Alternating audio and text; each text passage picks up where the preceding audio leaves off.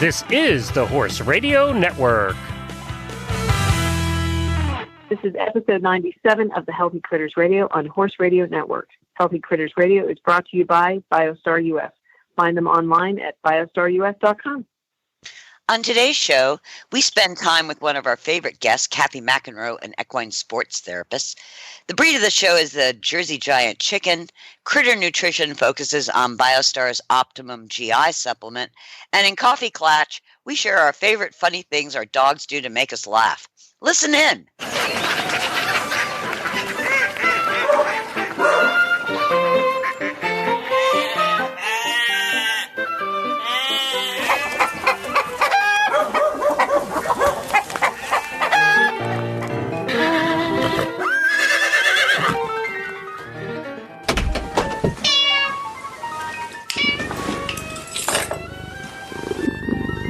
So, Patty P. Ma'am. Yes, I ma'am. have some exciting news. And Are I you would ready? love to hear it.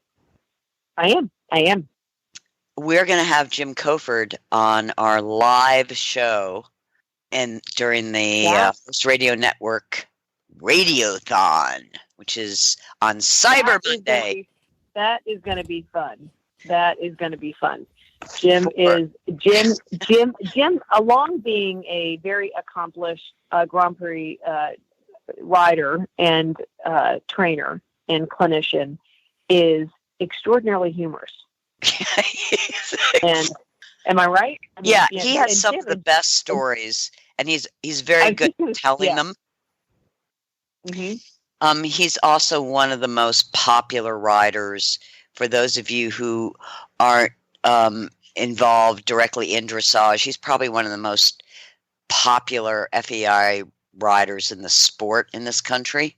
Mm-hmm. And one of the reasons for his recent popularity is that he has ridden and trained a very unusual Grand Prix horse.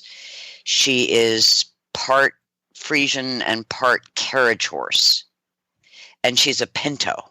Which I love. I love doing different breeds. I love it. I think I do cool. too. And she is so good at this. She loves and she loves him. And she loves Jim. Yeah. And some of the most difficult parts of the Grand Prix she finds easy, like Piaffe and Passage. Right. So we're really excited to have him on. Please listen in. It's a live show, so he's bound to be extremely entertaining. And, the subject is going to be our favorite funny horse stories. And when I was talking to him about coming on the show, he reminded me of a story when he was training in Germany. And as he started reminding me of this story that I had already heard before, I just automatically started laughing because it is such a funny story. So I'm thrilled that we're going to have him on. He's just a great guy and a lot of fun. It'll be a very uplifting hour because we will also be unveiling our new Healthy Critter Christmas holiday song, which in the history of our show we're known for unusual poems and songs, and this one follows right along in that grand tradition. So perfect. Join us. Are you ready to reveal the title of your poem, though? No. Oh, it's top It's secret. a song. It's a song. Oh, Jennifer, too soon. It's going to be epic, people. It's going to be epic.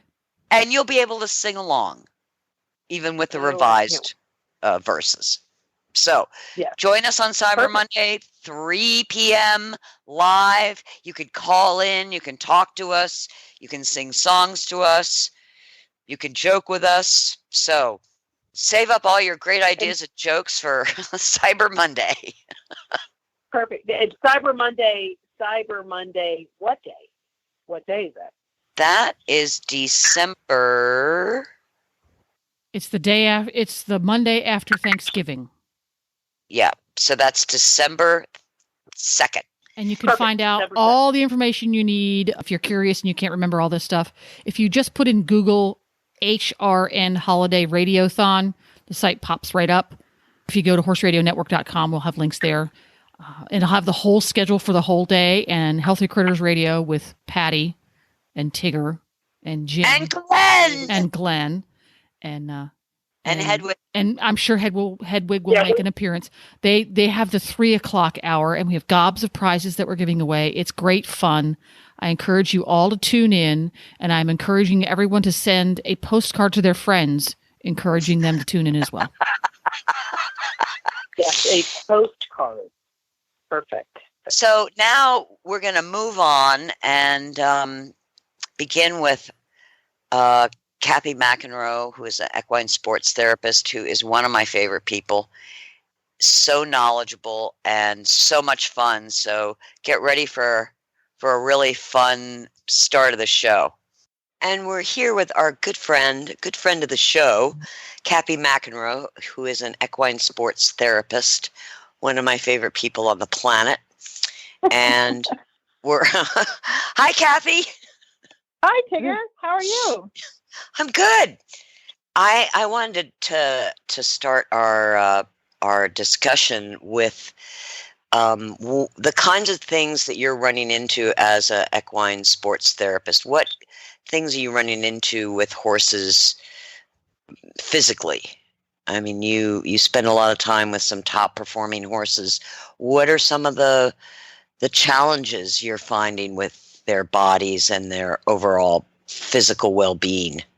Well, of course, I've just finished up kind of the series of the year-end indoor competitions, which is one of the more stressful circuits, I think, for the show horses, meaning that there is traveling from all over the country to come as they've qualified for these divisions. So there's usually entails long travel for the horses and a pretty rigorous schedule as far as the days of competing and then having to move on to the next series of competitions, all in about a month's succession. And it's a pretty good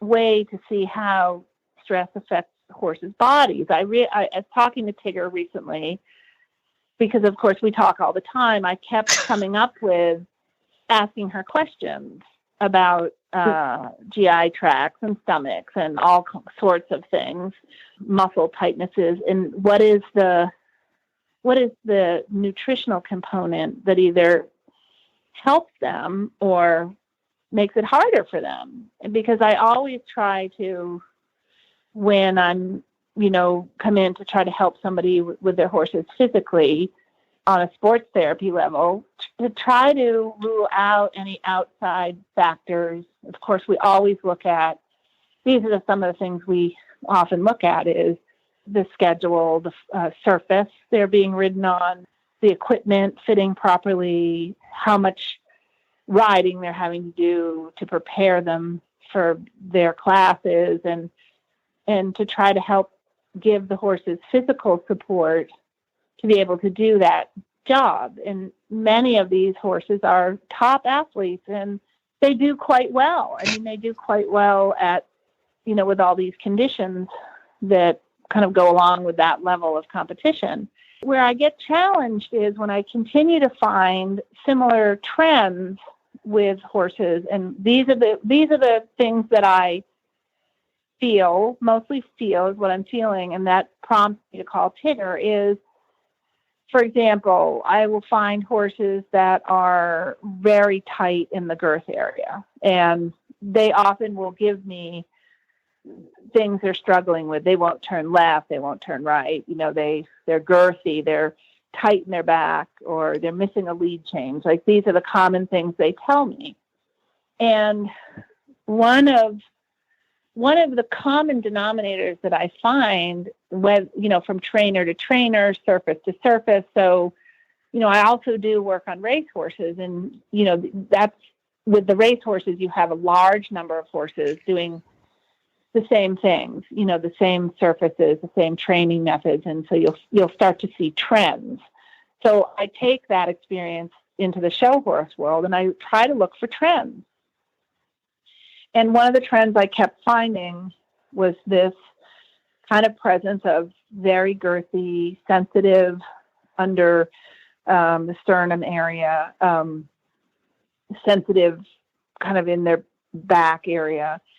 And a lot of times those things in combination, I have found when I'm finding these things, then they tell me, yes, the horse has a history of ulcers or a history of stomach problems. And we feel like it's flaring up. So I take their information and what I'm finding and kind of work at it backwards to say, well, maybe that means that their stomachs are bugging them. And they will, work with their veterinarian and kind of what their management is. And usually they will come up with something that seems to help the horses as they go along to kind of overcome those issues. But what it got me thinking of is, and this is why I call Tigger, is, it's one thing it seems like it's one thing to be able to manage a horse at home that's, whether it's, turned out in big fields or in a boarding stable, those have different, problems that come with that. But the phenomenon of having these traveling horses in this heavy competition level is, and I've had many trainers ask me, because they know I kind of work for a lot of top operations, is, how do you prevent these problems? And that's when I start to defer to Tigger on that issue. And that's kind of where I'd like to go, maybe just share on the radio show here, maybe share with them that conversation that we have, Tigger, when I call you and say, that's right. She's laughing because I call her all the time. We're in the moment. The horse has done well in its regular division. It's now qualified for the big class, 2 nights from now, where they take, all the champions and they all get to compete together. And so in the moment I say, what are we going to do with this horse who is under excellent care with excellent trainers? And it's just kind of the rigors of, the stress of the year-end competition. The question I ask her is, what do we do now? And then I start to ask her the question, is there something we can do, to kind of help these horses withstand the rigors of these kinds of competitions with their GI? And that's when Tigger and I go back and forth with, I typically say, tell me again, Tigger, how the stomach works. Tell me again how it breaks the food down. Tell me again which kinds of foods are harder and which kinds are easier. And those are the questions I think you should ask on the show, answer, Tigger, on the show here is, what do you tell me when I ask you those questions? Right? Don't you love how she's turned this all around? I think this is what we do, you and I. This is what we do a lot of problem solving together, right? That's true. Absolutely. Right. So what is the question? So the question is, there's a couple of questions. The question is, these horses that are under excellent care and normally are not showing any signs of, I'm not sure if it's an ulcer, it's some kind of discomfort in the stomach. Obviously the only way to say it's an ulcer is the vet has to diagnose it with an ulcer, but there is a discomfort there in the stomach. Mm-hmm. And so what do we do to make this horse more comfortable to show tomorrow? Yeah. I'm the long game person. So, right. Short term would be more alfalfa to buffer the stomach acids, and something to coat non-glandular portion of the stomach. And that could be aloe, that could be sea buckthorn, that could be papaya. But those are short-term, it could be sucralfate. But those are very short-term fixes, because the real crux of the matter is the stress. Right.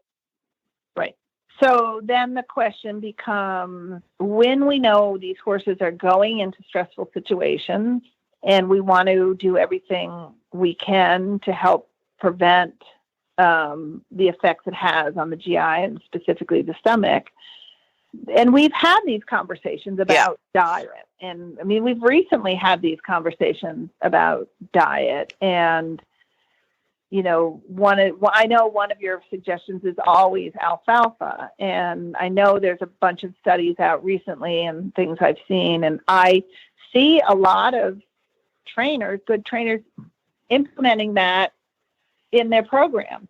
And ones have just started doing that, and they seem to be having good success. So the question I always ask you is, well, I always say, what does that do, Tigger? Like, what does it actually do? You give your horse some alfalfa, what is it doing? Because of the high calcium in the alfalfa, it buffers the stomach acid. Okay. Because unlike a human, the acid in a horse's stomach is continually pumping. Mm-hmm. In a human, our acid really generally only pumps when we're eating. Right. But for a horse, it's going all the time. Now, horses are designed to eat 20 hours a day, and the bicarbonate in their saliva acts as a natural buffer. Okay. What Kentucky Equine Research discovered is that grains reduce the bicarbonate of the saliva. Right. So when you feed a commercial feed that has grains in it, you are reducing the bicarbonate aspect of your horse's saliva. Okay, now this may sound like a stupid question, but I'm just going to be real here on the show. These are the questions I ask Tigger. So when Tigger says to me these things, I say to Tigger, well, what is grains? What does that include? Grains. Wheat. Mm-hmm. Oats, barley. I mean, I personally would put corn in there, but there might be some that would argue that corn is not a grain. And Kentucky Equine Research was not specific. Okay. So it could be corn or could not. And how about soy? Well, soy is definitely not a grain. It's a legume. Okay, I see. But here's the thing about soy. Tell me. Soy traditionally is fermented. Yeah. And that's the way it's been used and eaten for thousands of years in the Far East. Right. They don't eat soy hulls. They don't eat soy oil. They don't eat soy meal unless it's been fermented. So to use soy in a horse food that isn't fermented, even if it's cooked, which the soy meal generally has had some kind of heat adulteration. Right. It's not fermented. That's a different process. So what you're saying is, as it is used in most commercial foods, it's in a form that really is not available or beneficial to them. It's not a benefit. It isn't. It looks great on a nutritional label because in the case of soy hulls, it provides a lot of fiber. Uh-huh. But that's not, if you need fiber, why not just go with what the horse normally eats? Hay, grass. Right, and we had that conversation today. And yes, we were in a barn today. And that's exactly when we were reading the label and the manager said, well, that's just fiber. My response was, well, why don't you give it hay? And she didn't have a response. Soy is one of the most inexpensive ingredients in horse feed. Okay. It's abundant because it's part of the monoculture farming in the U.S. Right. Right. So any part of the soy that can be used in livestock feed is great for soy farmers and soy producers, and it's inexpensive for livestock feeds. Right. But as far as horses, there's no benefit to the actual soy other than the fiber. There's a benefit on the label. In other words, soy itself has protein, it has fiber, it has essential fatty acids, but again, it's supposed to be eaten fermented. Okay. So as far as the stomach issue, what you're saying, and these are the conversations we've had, is the alfalfa seems like a natural choice for horses. It is.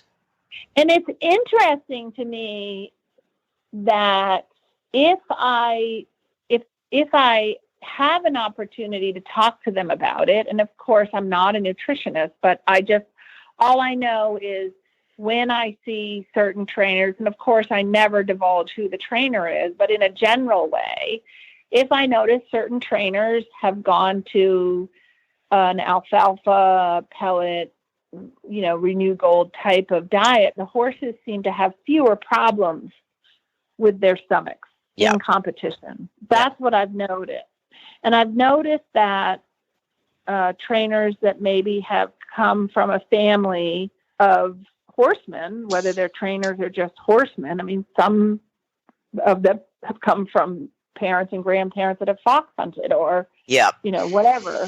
They are more open to the idea because, when I start to say, how did your grandfather feed their horses? How did your grandmother feed your horses? And they say, oh, well, it was just alfalfa pellets and oats. And they used to cook the oats. I remember them cooking the oats. And so then you say, well, and then that's another question I have. Why would you be cooking the oats, Tigger?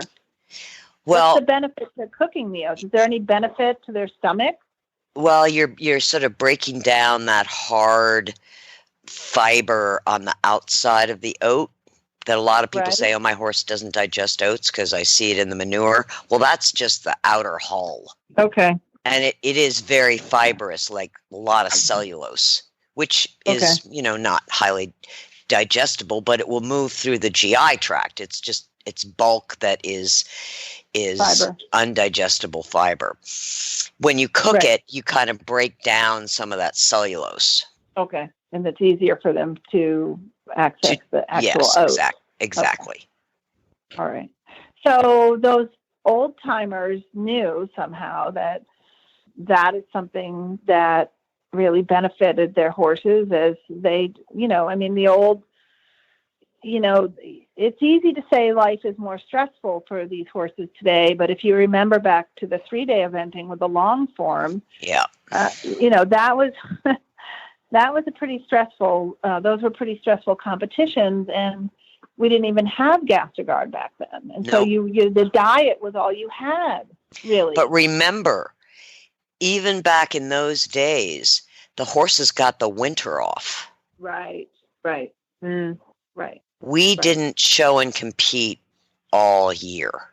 Right. We started them up in the spring. We showed during the summer and fall, and then they were off. Right. And they were turned out. Right. They got the green therapy, as the Irish trainers tell me. Yes. Exactly. Yeah, they call it the green therapy. So, well, I want to bring up another kind of observation that I have. The stomach, that is the number one thing that I come across that the horses seem to struggle with and the trainers seem to struggle with staying ahead of that. And then I often throughout the year bump into some of these kind of different things I come across. One is when I feel that the muscles have a density or a tightness that doesn't seem to soften. I remember I had a horse last spring, and again, this is, I work on a horse and I go on and I'm not really happy that I feel like the muscles haven't released or they're not as soft. And so, of course, what do? I always call Tigger. And I had one like that last spring. Remember, Tigger? And I called you and I, of course, start to describe phenomenon. And so I wonder to myself, is there a nutritional component to this? And of course, Tigger kind of goes through the list of, what are they feeding it? And the horse actually was already on a component diet. They had already been doing some really great things, forward thinking things for this horse. And they had, as I researched it further with them, because Tigger told me to check for vitamin E and selenium, and they had done blood testing and they had done vitamin E tests, but they had not done the selenium. And when you had said to me, tell them to do the vitamin E and selenium, and they did, and sure enough, the horse had a deficiency, and it was simple as addressing that. And within 1 week, they called me and said the horse was a completely different horse. And okay, so this is where I want you to answer a question. Okay. It helped me to understand what it is, how the selenium component can affect that kind of change in a horse that quickly versus just the vitamin E, because that, I also know that is very beneficial for horses as well. Like horses that I work on and they've added that, I feel a difference in a very positive way also. But that's the other question I had, is this whole, the vitamin E versus the vitamin E and selenium and what that does for the horse's body. They're both super antioxidants. Okay. So one reason a muscle gets tight is lack of oxygen. Right. So when you support the horse with super antioxidants, these two, which happen to be essential, you actually increase oxygenation to the tissue. Okay. And that's what I deal with all the time, is oxygen debt, whether it's lack of, as simple as cooling the horse out, as simple as when a horse is blowing, not hosing it off and putting it in front of a fan, but actually walking it. Actually walking it to replenish the oxygen in the muscle, is an amazing thing. And they, and again, the race horses are really good at the cool down period. They are very good at that. And the horses seem to respond really well to it. So that kind of gets me to the other question I have. Now we've gone to stomachs to muscles. I have had some people have horses that are not building a top line, or they're not happy with the tone of the muscle, and they have used your quantum with the Shilajit. And explain to me because we talk about this also. It's one of my go-to things I ask you about, and explain to me what it is in the quantum that affects that kind of change in the horses so quickly. The core, or the essence of energy in the body, are the mitochondria of the cell. Shilajit is a bioresin that stimulates mitochondria. And in mitochondria that is what they consider like low performing mitochondria, they're not fully functional or not functioning at their best. We see the result of this in suspensories injuries. It's definitely related to connective tissue. It's definitely related to metabolic disease. Certainly a component in tying up. So when you can support the mitochondria to produce ATP, which is the essential energy molecule, and energy for the whole body to make enzymes, to utilize amino acids, to digest food, to move from A to B, the biological mechanics of movement. It's the mitochondria. So that's my other question, is I've also noticed that horses that have some EPM exposure, that one of the things with that is a bit of some muscle wasting from the neurological effects of that. And I've noticed that when they've been treating the EPM, I've had some people use the quantum to help kind of rebuild the muscle. And they tell me that it really seems to help. Now, how much of it is, just the addressing the EPM and how much of it is the quantum. Well, I have horses that have just addressed the EPM, and I have horses who have done both. And it seems that the quantum helps with the recovery. Yep. That the recovery time is quicker for them to come back from that. Again, if you can get to the root of the biological imbalance, rather than, I mean, vitamin E is very important for EPM horses. Super antioxidant. Well, again, oxygenation. Okay. Reducing the free radical damage. Right. That's the symptom of lack of oxygen. The mitochondria are the seat of energy, and energy helps oxygenate the body. Right. It's such an amazing system. Well, and this is the story I love, and I know I have my own version of the story, but I want to hear it from you. Because I have my whole, I've made it into like the mountain goats that go up the Himalayas, which is not the story, but somehow that came up with my own story. So I'm like fascinated how Tigger finds these things. So I want to hear the story of like the discovery of this and observing how did they get to discover that this is something that was helpful? So 5,000 or 4,000 years ago, the villagers in the lower Himalayas noticed that the monkeys were eating this black tarry stuff that on sunny days was coming up from the cracks in the rocks. What? Yeah. It's this bioresin. It's from the Triassic period. Like going to the espresso bar or something, huh? Kind of. The black stuff is coming up. Let's hit the bars. I don't know what this stuff is, but it's really good. Well, they watched that the monkeys ate it. Certain animals ate it. Yeah. Elephants, monkeys, and they were especially keyed into the monkeys because they considered the monkeys sort of the wisest of all the animal and they lived longer.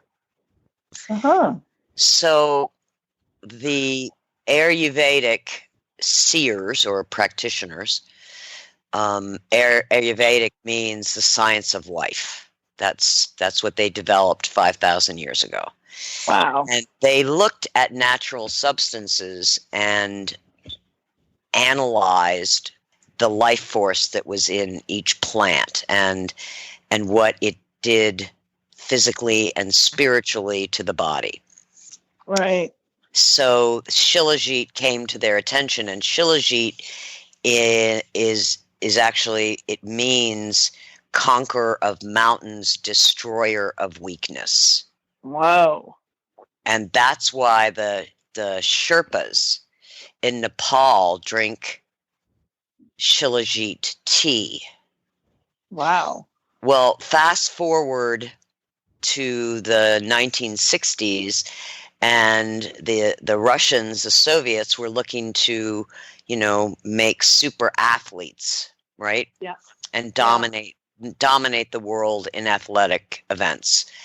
And so they started studying Shilajit, and they started giving it to their athletes. And some of that science has been sort of leaked when the fall of the Soviet Union, but a lot of it is still sort of undercover. But it really is the Soviets that did the first initial Western research on Shilajit and made the discovery of the mitochondria and how it affects the mitochondria. And how did you come across it, Tigger? Like, how did you, just in your daily searching of the internet?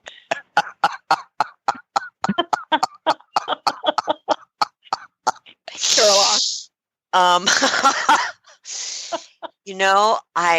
I don't actually recall the specific trigger that made me go look at it, but I've been studying Ayurvedic medicine for almost 20 years, and it's possible that the name came up in something that I was studying, and so then I went and searched to understand it. And I was so fascinated by it that I went to this really off the wall source for the pure, out of the rock bioresin, and it's Wow. a little black. It's black tar, sort of. Right.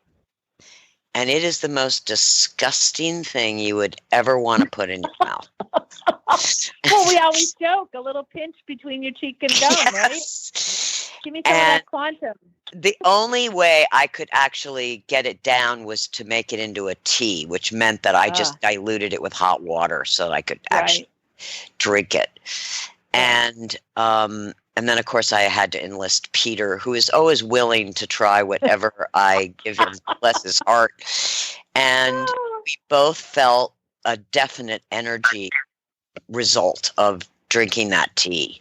Well, it's interesting because as I'm hearing you talk about this, I have never had anybody say, oh, it makes my horse wild. Mm-mm. So that's the interesting thing about what you're describing is it seems to help, tone up the muscles without making them wild, or giving them too much energy, which of course is always a concern.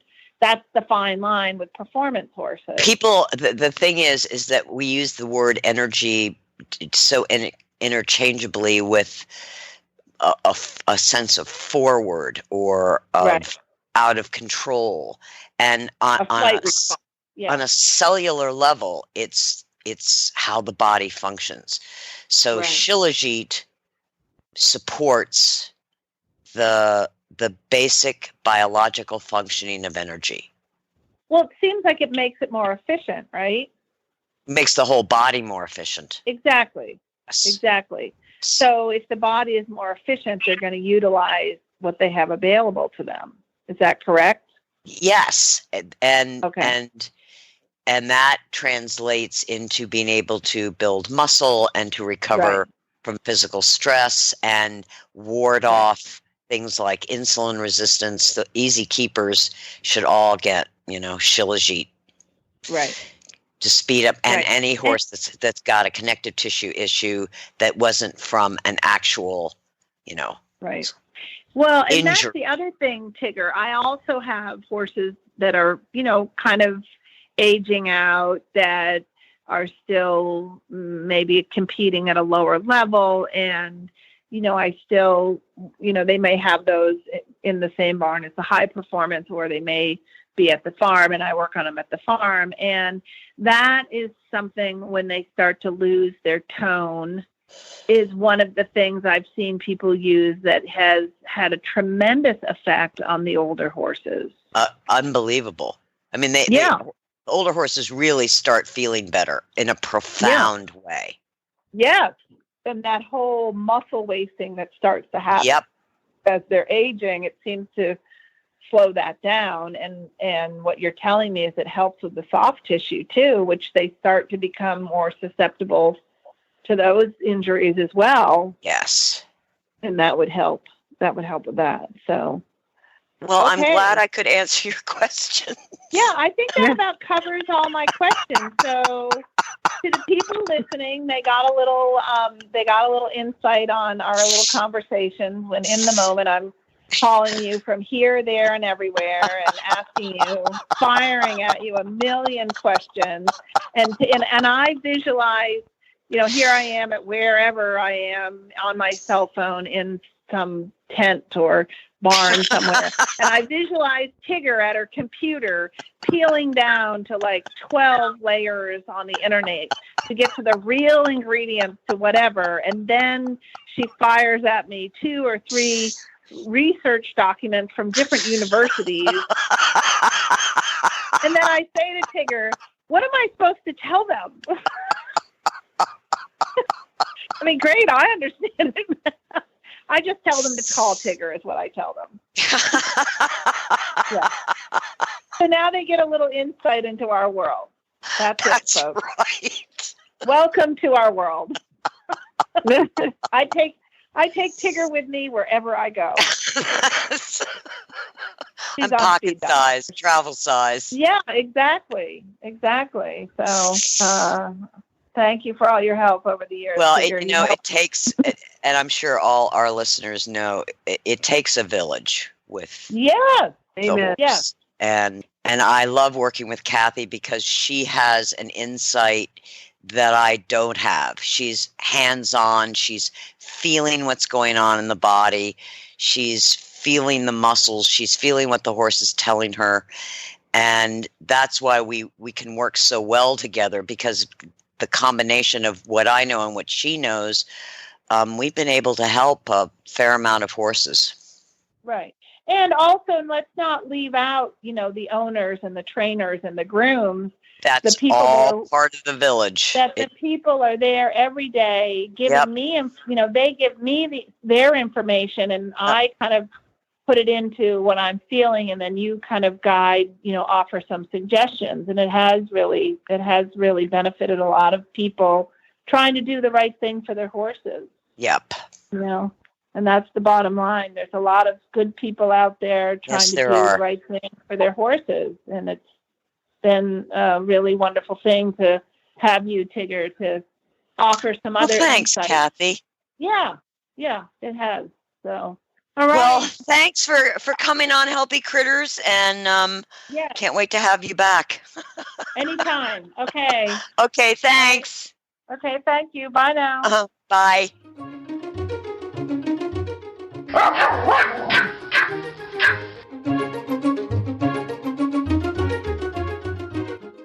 How are you, Hetty? Well, as you can hear, my voice is not at its usual extreme volume. No. Oh, you don't sound good. No, I'm a little bit hoarse. Not a horse at all. I'm a little dog. You're a little dog that sounds a little hoarse. Yeah. So, Hetty, we have a question for you. Yes. So, with Thanksgiving coming up, everybody gets very excited because they have their favorite thing they like to eat at Thanksgiving. And we were wondering what your favorite thing is to eat on Thanksgiving. Turkey. Turkey gravy, potatoes. Turkey gravy, mashed potatoes. So everything that is on the table. Yes. Okay.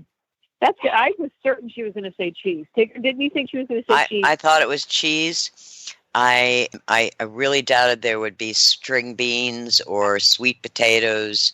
I eat those too. No problem. Oh my God. I love string beans. Do you get your own plate? Yes. Well, that's it. You have your servant well trained. Do not tell the Aussies. I've already written them a letter. You've already written them a letter. Well, okay. Don't let them go to the mailbox. I think it's time they learn how to demand proper treatment. Oh, yeah, that won't go over well. That could only improve your life, for sure. Yes, exactly. Don't tell me you get a seat at the table. I make everyone sit on the floor. Oh, that's funny. That's funny. That's how it should be. Little dog takes everything. Okay. Well, I don't want her riding to my dogs either because they don't sit on the plate. Although Clutch just likes to get up on the table, but we'll talk about that later. Oh no. Oh boy. Oh, poor Hetty. Well, Hetty, you need to take care of your throat. I know. Absolutely. It's a tragedy. It's a tragedy. It's a tragedy, and hopefully you'll be feeling better soon. That you can eat whatever you want at Thanksgiving. Thank you. Very kind of you, no doubt. Feel better, Hetty. All right, Hetty. Feel better. Bye. Bye. And now it's time for the breed of the show. So we are at the breed of show Critter Corner time, and I thought, Tig, I would do the Jersey Giant because I'm on a bird thing right now. I'm on a rooster thing, a big chicken. And I learned that the Brahmas that we did are indeed not the biggest, that the Jersey Giant is bigger. Now, I have some interesting information for you about them. Tigger has chickens for all our listeners, and so she knows a lot about different breeds and whatnot. Tigger, have you ever seen one? Did you tell me? I can't remember if you said you I've only seen pictures, but I have a very good friend in North Carolina that actually has them. Okay. Well, I, upon doing a little research about them, so they are obviously a very large chicken. They can get up to, the males can get 22 to 26 inches, which that's pretty tall. They can weigh up to 12 pounds. So they can get a lot of quite chicken. large. But yeah. So here's the thing that's interesting. They originally were they're an American breed. They were started in New Jersey, which I just think is so funny. They were developed by John and Thomas Black near Jobstown, New Jersey. Now, being from Jersey, I just think that's really funny. But the original purpose was to replace turkeys, and wow, and it didn't go over well because the food to weight conversion ratio wasn't good. So, in other words, they eat a lot. So they're little piggies. So it didn't go over well, but they became popular because they are incredibly docile. And they actually are enormously good egg producers, 150 to 200 eggs per year. So that's apparently a good thing. They actually do also make a good meat bird, but we don't like to talk about that. We like to talk about them being fun pets. So we're just going to go right to there. So because they're so big, they talk a lot about, they can be quite intimidating. When they're kind of coming at you, because if you guys know anything about a rooster, and if you've ever met a mean rooster, you don't want one that's looking like a toddler coming at you. But apparently they're very, very docile, and they're excellent with kids. Another little interesting thing about them is that their feathers are tighter than common breeds, which makes them easier to clean. That is, if you were going to show your Jersey chicken. They're also easier to pluck, according to my friend who raises them that would make for meat. Yeah. Okay. Well, that makes a lot of sense. So they do need a lot of space because they are a bigger chicken. So that can be a little bit of a bit of a pain. But again, they're very easy to be around. They're great with kids. They're not another good fact is that because they're so big, they're not going to be good prey for hawks, which is a good thing because that's a big thing. Yeah. But they're slow growing in comparison to other chickens, and again, I think that was another factor as to why they didn't make it great for replacing turkeys. They mature between 8 and 9 months, which I think is probably typical with most chickens, but they just, because of the rapid size, it seems like they're, not growing as quick. And they also are really good in cold weather. So someday we don't own one of these because I found so fascinated by them. And they're really quite pretty. I really am. I thought the Brahmas thing was kind of neat, but I don't know. Jersey, I'm from Jersey originally. I don't know. I think I might have to go with one of these. But yep. So there you go. So they make a great backyard pet, and they eat a lot. So keep that in mind. My friend describes it as watching miniature T-Rexes. I mean, that's hysterical. And, yeah, I would love to interview. Anybody who's ever watched Jurassic Park, the way a T-Rex runs is exactly the way a chicken runs. Yeah. Okay. Perfect. So that's I'll Google that. Yeah. And I want 9 of them because I just want to have a flock of chickens that I can call the New Jersey Giants. Right. See? Jersey Giants. Of course you do.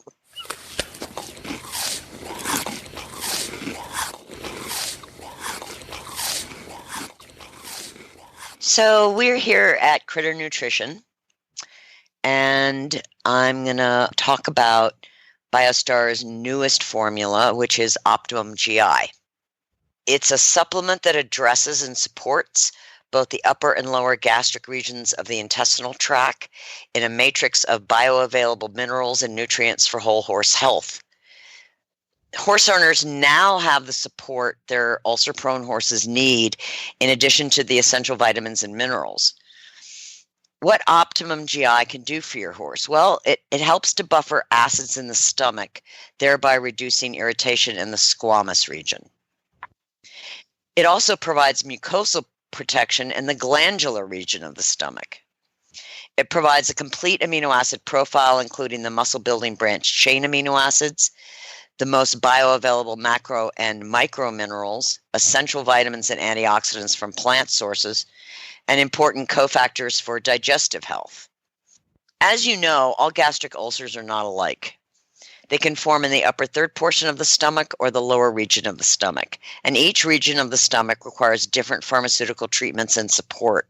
The squamous ulcers form in the upper third portion of the stomach. This is the non-glandular region. Ulcers are common here because the squamous region is unprotected from gastric acid. Glandular ulcers are in the lower portion of the stomach, or the glandular region, and they are protected from stomach acids by mucus. However, the glandular portion is affected by stress, dehydration, and diet. The treatment for squamous ulcers is omeprazole, and that's the gold standard for treating equine squamous gastric disease. Treatment for glandular ulcers, we found that omeprazole is not effective as a single treatment protocol. The combination of omeprazole and sucralfate is often recommended to combat ulcers in the glandular portion of the stomach. Some veterinarians prefer to use misoprostol either alone or with sucralfate for glandular ulcers. So as you can see, ulcers in the stomach, depending on location, need different treatment protocols. Buffering supplements, antacids, and foods like alfalfa help the squamous portion of the stomach by shielding stomach acids. However, they will have a minimal effect on the glandular portion of the stomach. Ingredients that provide mucosal protective support include aloe, papaya, sea buckthorn berries, pectin, lecithin, glutamine, and polysaccharides. They are beneficial to the glandular portion of the stomach, as are oils and healthy fat sources. So Optimum GI, we took the research on equine gastric ulcer syndrome and formulated a supplement that combines important bioavailable minerals and nutrients for health and well-being with specific gastric support. This formula combines the buffering action of plant-sourced calcium from spirulina, calcium proteinate for the health of the squamous portion of the stomach. Mucosal protective foods support the glandular portion, which includes apple pectin, cabbage, lion's mane extract, and sunflower lecithin. A matrix of bioavailable minerals and nutrients ensure whole body health of your horse. How it works in the upper portion of the stomach. Calcium is a terrific buffering agent. Its high calcium content is one of the reasons that alfalfa is supportive of the upper stomach region. By providing bioavailable calcium from spirulina and rice proteinate, the acid in the stomach is neutralized. How it works in the lower portion of the stomach. Pharmaceutical-grade apple pectin forms a gel in the acidic environment of the stomach and helps to stabilize the mucus in the glandular region. Apple pectin helps to protect the lining of the gastrointestinal tract because it can bind bile acids. We use pharmaceutical-grade apple pectin because it is guaranteed to have a minimum of 80% pectin. Feed-grade pectin only has to contain 30% pectin. Lion's mane extract provides important polysaccharides, including the beta-D-glucans. Research has shown that polysaccharides can improve or resolve ulcerated gastric areas because beta-glucans provide mucosal protection. We import our lion's mane mushroom extract from China, where it is grown on a traditional wood substrate, not on oats or rice, as is commonly found in the U.S. We do this because China has 5,000 years of experience cultivating and using medicinal mushrooms. Then we have sunflower lecithin. It provides the phospholipids that play an important role in extracellular and membrane barriers of the gastric and intestinal mucosa. Sunflower lecithin can actually enhance the barrier properties of the mucosa, helping to reduce irritation from stomach acid and from pharmacological damaging agents such as nonsteroidal anti-inflammatories. Cabbage is one of the richest sources of the amino acid L-glutamine, which the body uses to heal intestinal mucosa. For whole horse support, Optimum GI has the bioavailable minerals bound to 8 amino acids from rice for superior bioavailability. Bioavailable vitamins are sourced from real food. Beta-carotene and other carotenoids are sourced from organic carrot powder, and vitamin D2 is sourced from mushrooms. Optimum GI provides a full spectrum of amino acids and adds whey protein, pumpkin meal, coconut meal, and organic spirulina to provide over 20% protein per serving. Optimum GI is unique in that it provides reed sedge peat, which offers fulvic and humic acids. These organic acids aid in mineral and nutrient absorption in the GI tract. We add fennel seeds because they're beneficial for digestion and have been used for centuries to reduce gas and bloating. And we use MCT coconut oil, which is a medium-chain triglyceride from coconut that provides a supportive fat source for the glandular portion of the stomach and supports the intestinal microbiome. Real whole food ingredients can make an enormous difference in health and performance. The sources of our raw materials are carefully researched and tested. Each ingredient is chosen for superior quality and sustainable sources with farm-to-table traceability. In our new Optimum GI formula, Biostar uses true mineral proteinates for higher bioavailability, pharmaceutical-grade pectin, specially chosen wood-grown mushrooms, and vitamin A and D that come from plant sources, not petroleum. We always choose non-GMO and organic ingredients. Let the science of nature support your horse. Real horses and real dogs are healthier, perform better, and recover more quickly on real food. That's why Biostar empowers horse and canine owners with 100% whole food nutrition, supplements, and feeding programs. Biostar products are made at their own certified non-GMO facility in Gordonsville, Virginia, using real food ingredients that are raw, freeze-dried, or dehydrated, never cooked, and are free from artificial flavors, colors, soy, corn, wheat, and molasses. The Biostar product line includes a wide range of whole food, horse and dog supplements, treats, and unique artisan poultices that embrace the ancient and traditional uses of clay and plants. Visit biostarus.com today and learn about whole foods and canine and equine nutrition so you can make the best decisions about the care and health of your horses and dogs. That's biostarus.com. Whole food nutrition the way nature intended.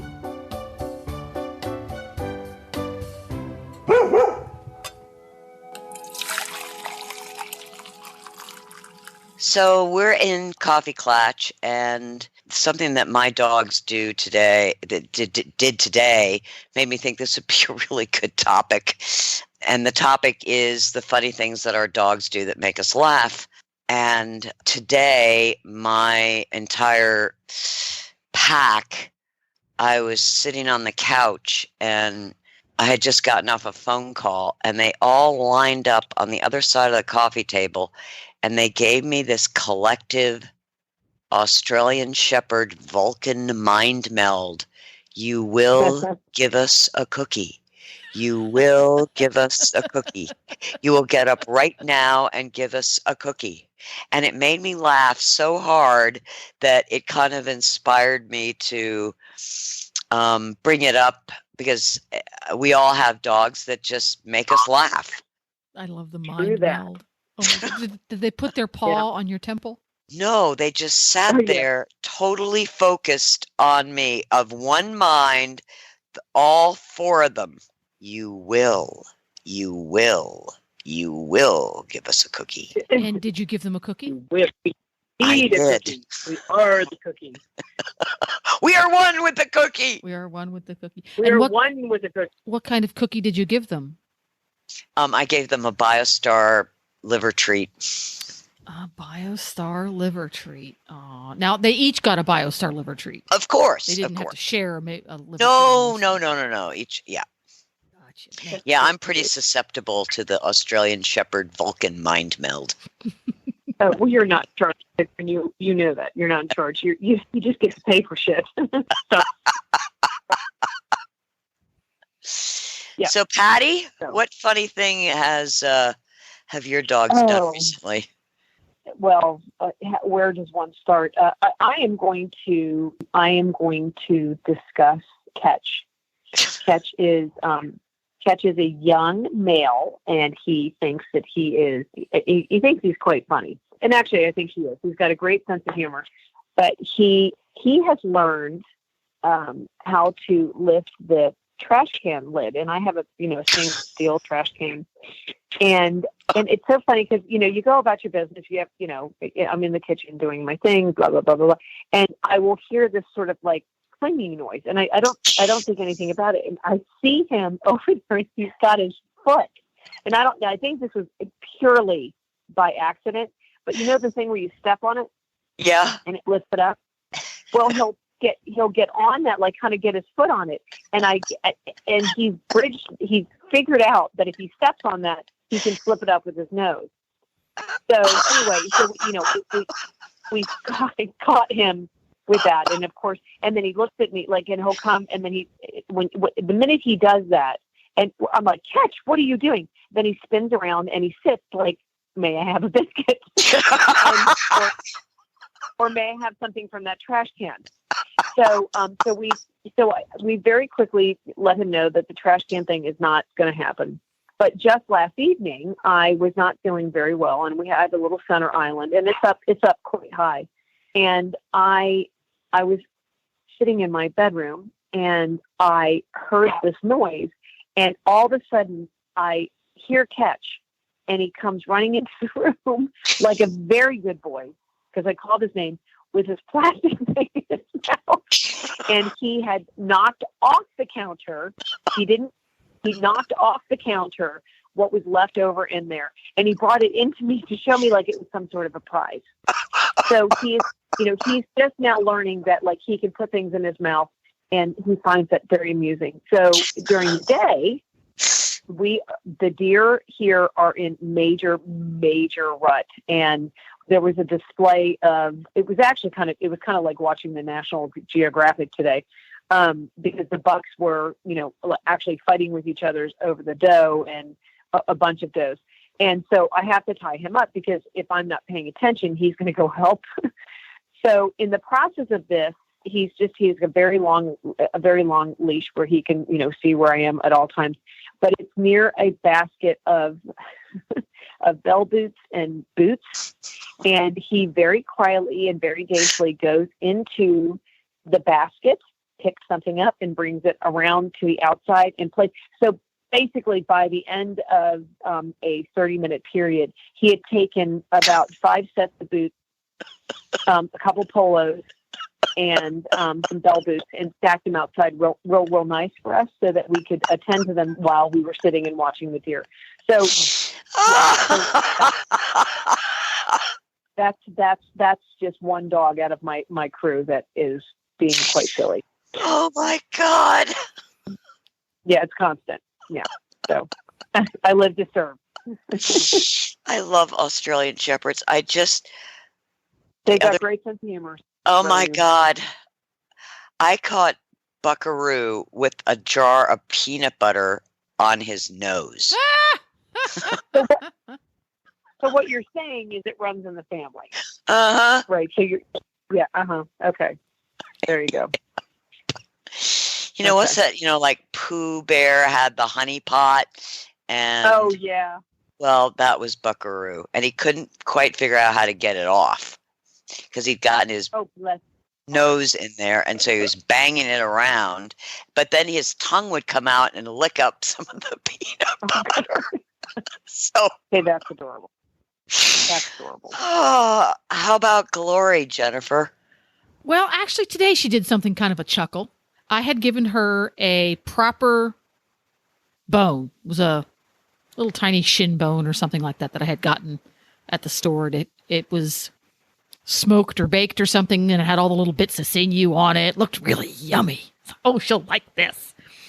And she was very excited to get that. She threw herself down onto her doggy bag to crunch on that with great enthusiasm. And she went to town. And I heard lots of loud crunching, and I looked over, and she had snapped the head off the joint end of it after about 90 seconds. And she crunched it up. This is not good, because the shards are really sharp. And I was very concerned that she wouldn't crunch them up just so. But she was really, really happy to have this bone, and she really wasn't really happy about the idea of me taking it back. So I had to think creatively and quickly. So I found myself some really stinky cheese in the refrigerator, and I crumbled a whole bunch of that up over next to her paw because she's blind as a bat, so she can't see anything. So I crumbled it up away from her so she didn't have the feeling that I was trying to take her bone because it wouldn't upset her. And she smelled that and got distracted just long enough that I could grab it from between her paws. And she spent the next 4 minutes or so snarfing up the bits of cheese. But she realized that I took the bone away. Uh-oh. Yeah. So she crashed into several pieces of furniture on her way back over to my desk. And stood there and stared at my keyboard because that's where she could hear me. She could hear the keyboard and whimpered and stared at the keyboard and whimpered. And she did that for about 2 minutes before I felt heartless. Oh my gosh. So I had to go find her I had to get her a rawhide because she gets those all smushy before she swallows them. Yeah. Because when she decides to chew, she's an extremely aggressive chewer. But I felt like, I was like, oh, that's terrible. But oh my gosh, you're going to get something stuck in your mouth and your throat. You have a big vet bill. It'll be dangerous. It'll be awful. Oh, yeah. And but she wasn't letting me forget it, but staring at my keyboard. She doesn't look at me. Now, if I talked, she would have looked at me, but she just looked at the keyboard. There's a human there. I can hear it. I can hear it ticking. Yeah. Well, I'm sure you have funny dog stories about your dog, so let us know on healthycrittersradio.com. Or send us a postcard. Yes, we love postcards. Or send us a postcard. The more postcards, the better. Thanks for listening, everyone, and thanks to our sponsor, Biostar US. You can find them online at biostarus.com. Get the Horse Radio Network phone app on iOS or Android by searching for Horse Radio Network in the App Store. It's free and easy to use. For details about today's show, go to healthycrittersradio.com, where you can find links, photos, and more information about our guests. As always, we love your feedback. Please follow us on Facebook under Healthy Critters Radio. Be sure to visit all the great shows on Horse Radio Network at horseradionetwork.com. Love your dog. Hug your horse. Feed your chickens. Clean your litter box. Dance with your goat. Slither with your snakes. Howl at the moon. Hang with your hamster. Party with your parrot. Waddle with your walrus. Outwit your otter. Cuddle your cows. Rap with your raptor. Go chipping with your chipmunks. Forgive your fox. While hedging your hog. We also recommend that you rack with your raccoon. Gyrate with your giraffe. Meditate with a meerkat. Uber with your orangutan. Facebook with your flamingo. Ponder with your panda. Walk with your Wookiee. Yawn with your yak. Twitter with your toucan. Go raining with your reindeer. Dropbox your dragon.